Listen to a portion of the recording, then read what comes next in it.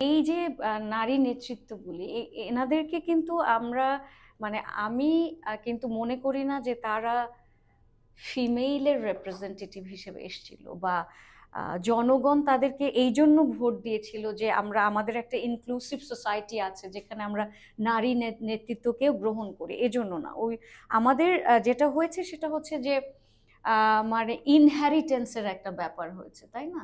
যে কিনা মানে কেউ খালেদা বাবার বেগম, কন্যা, হ্যাঁ, কেউ স্বামীর রাইট, স্ত্রী, এই। এইভাবে এসছে। সুতরাং ওই যে নারী প্রধানমন্ত্রী, আমি বলতে চাচ্ছি না যে তারা ভালো কাজ করেনি, তাদের লিডারশিপ কোয়ালিটি ডেফিনেটলি ছিল বলেই তারা অনেকদিন টিকে থাকতে পেরেছে, তো ওখানে আমি তাদেরকে ফুল ক্রেডিট দিতে চাচ্ছি। কিন্তু নারীকে লিডারশিপ যে রোলে কিন্তু বাংলাদেশ এখনো ওভাবে ইনক্লুসিভলি দেখতে চায় না।